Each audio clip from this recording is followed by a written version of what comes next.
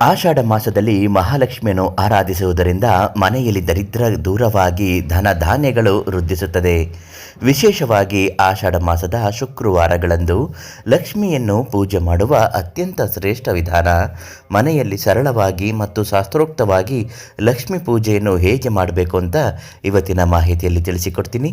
ಅದೃಷ್ಟಧಾರೆ Facebook ಪೇಜನ್ನು ನೀವು ಇನ್ನೂ follow ಮಾಡ್ತಿಲ್ಲ ಅಂದರೆ ಮೊದಲು ನಮ್ಮ ಪೇಜನ್ನು ಫಾಲೋ ಮಾಡಿ. ನಿಮ್ಮ ಕಷ್ಟ ಸಮಸ್ಯೆ ಎಷ್ಟೇ ಕಠಿಣವಾಗಿದ್ದರೂ ಶಾಶ್ವತವಾಗಿ ಪರಿಹಾರ ಆಗಬೇಕು ಅಂದರೆ ಈ ತಕ್ಷಣ ಪಂಡಿತ್ ಶ್ರೀನಿವಾಸರಾವ್ ಗುರುಗಳಿಗೆ ಒಂದೇ ಒಂದು ಕರೆ ಮಾಡಿ ಪ್ರತಿಯೊಂದು ಸಮಸ್ಯೆಗೂ ಪರಿಹಾರವನ್ನು ತುಂಬ ಚೆನ್ನಾಗಿ ಹೇಳುತ್ತಾರೆ. ಪೂಜೆಯ ಸಿದ್ಧತೆ. ಮೊದಲನೇದಾಗಿ ದಿನದ ಆಯ್ಕೆ. ಆಷಾಢ ಮಾಸದ ಶುಕ್ರವಾರದಂದು ಬೆಳಗ್ಗೆ ಅಥವಾ ಸಂಜೆ ಪ್ರದೋಷ ಕಾಲ ಪೂಜೆಗೆ ಅತ್ಯಂತ ಅತ್ಯುತ್ತಮವಾದಂತಹ ಸಮಯವಾಗಿರುತ್ತದೆ. ಮನೆಯನ್ನು ಶುದ್ಧೀಕರಣ ಮಾಡಬೇಕು. ಪೂಜೆಗಿಂತ ಮೊದಲು ಮನೆಯನ್ನು ಸ್ವಚ್ಛಗೊಳಿಸಿ ಹೊಸ್ತಿಲಿಗೆ ಅರಿಶಿಣ ಕುಂಕುಮ ಇಟ್ಟು ಮಾವಿನ ಎಲೆಯ ತೋರಣವನ್ನು ಕಟ್ಟಬೇಕು.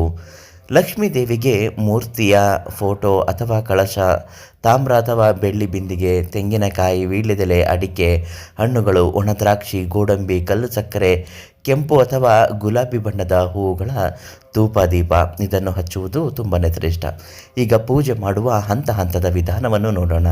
ಪೂಜಾ ಸ್ಥಳದಲ್ಲಿ ಮಣೆಯನ್ನು ಇಟ್ಟು ಅದರ ಮೇಲೆ ಕೆಂಪು ಅಥವಾ ಹಳದಿ ಬಣ್ಣದ ವಸ್ತ್ರವನ್ನು ಹಾಸಿ ಮೊದಲು ವಿಘ್ನ ನಿವಾರಕ ವಿನಾಯಕನನ್ನು ಸ್ಮರಿಸುತ್ತಾ ಮನಸಾರೆ ಸ್ಮರಿಸಿ ಪೂಜೆ ಯಾವುದೇ ಅಡೆತಡೆ ಇಲ್ಲದೆ ನೆರವೇರಲಿ ಎಂದು ಸಂಕಲ್ಪ ಮಾಡಿ. ಲಕ್ಷ್ಮೀ ಕಳಶ ಸ್ಥಾಪನೆ. ಒಂದು ತಟ್ಟೆಯಲ್ಲಿ ಅಕ್ಕಿಯನ್ನು ಹರಡಿ ಅದರ ಮೇಲೆ ಕಳಶವನ್ನು ಇಡಬೇಕು. ಕಳಶದೊಳಗೆ ನೀರು, ಒಂದು ನಾಣ್ಯ, ಅಡಿಕೆ, ಅರಿಶಿಣ ಕುಂಕುಮವನ್ನು ಹಾಕಿ ಕಳಶದ ಬಾಯಿಗೆ 5 ಮಾವಿನ ಎಲೆಗಳನ್ನು ಇಟ್ಟು ಅರಿಶಿಣ ಸವರಿದ ತೆಂಗಿನಕಾಯಿಯನ್ನು ಪ್ರತಿಷ್ಠಾಪಿಸಿ. ಸಾಧ್ಯವಾದರೆ ಕಳಶಕ್ಕೆ ಲಕ್ಷ್ಮಿ ಮುಖವಾಡವನ್ನು ಅಲಂಕರಿಸಬಹುದು. ಮೂರನೆಯದಾಗಿ ಅಭಿಷೇಕ ಮತ್ತು ಅಲಂಕಾರ. ಲಕ್ಷ್ಮೀ ಮೂರ್ತಿ ಇದ್ದರೆ ಅದಕ್ಕೆ ಹಾಲು ಮತ್ತು ನೀರಿನ ಪ್ರೋಕ್ಷಣೆ ಮಾಡಬೇಕು. ದೇವಿಗೆ ಅರಿಶಿಣ, ಕುಂಕುಮ, ಸಿಂಧೂರ ಮತ್ತು ಗಂಧವನ್ನು ಅರ್ಪಿಸಿ ಮಹಾಲಕ್ಷ್ಮಿಗೆ ಪ್ರಿಯವಾದ ತಾವರೆ ಹೂವನ್ನು ಅಥವಾ ಗುಲಾಬಿ ಹೂವುಗಳಿಂದ ಅಲಂಕಾರ ಮಾಡಿ. ದೀಪ ಮತ್ತು ಧೂಪವನ್ನು ಹಚ್ಚಿ ಕುಂಕುಮ ಅಥವಾ ಹೂವುಗಳಿಂದ ಲಕ್ಷ್ಮಿ ಅಷ್ಟೋತ್ತರ ಶತನಾಮಾವಳಿ 108 ಹೆಸರುಗಳನ್ನು ಅಥವಾ ಓಂ ಮಹಾಲಕ್ಷ್ಮಿಯೈ ನಮಃ ಮಂತ್ರವನ್ನು ಜಪಿಸುತ್ತಾ ಅರ್ಚನೆ ಮಾಡಬೇಕು. ಕನಕದಾರ ಸ್ತೋತ್ರವನ್ನು ಅಥವಾ ಲಕ್ಷ್ಮೀ ಚಾಲಿಸವನ್ನು ಪಠಿಸುವುದು ಅತ್ಯುತ್ತಮವಾಗಿರುತ್ತದೆ.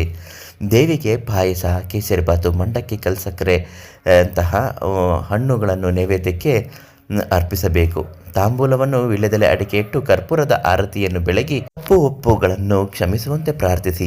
ಆಷಾಢ ಶುಕ್ರವಾರದಂದು ಪೂಜೆಯ ನಂತರ ಮುತ್ತೈದೆಯರನ್ನು ಸುಹಾಸಿನಿಯರು ಅಂತ ಕರೀತಾರೆ, ಮನೆಗೆ ಕರೆದು ಅರಿಶಿಣ, ಕುಂಕುಮ, ತಾಂಬೂಲ ಹಾಗೂ ಬಾಗಿನವನ್ನು ನೀಡುವುದು ಮಹಾಲಕ್ಷ್ಮಿಯ ಕೃಪೆಗೆ ಪಾತ್ರರಾಗಲು ಇರುವ ಮತ್ತೊಂದು ಸಾಂಪ್ರದಾಯಿಕ ಮಾರ್ಗ ಇದಾಗಿದೆ. ನಿಮ್ಮ ಕಷ್ಟ ಸಮಸ್ಯೆ ಏನೇ ಇದ್ದರೂ, ಎಷ್ಟೇ ಕಠಿಣವಾಗಿದ್ದರೂ ಪರಿಹಾರಕ್ಕಾಗಿ ಈ ತಕ್ಷಣ ಶ್ರೀನಿವಾಸರಾವ್ ಗುರುಗಳಿಗೆ ಕರೆ ಮಾಡಿ. ತುಂಬ ಚೆನ್ನಾಗಿ ಪರಿಹಾರ ಹೇಳುತ್ತಾರೆ.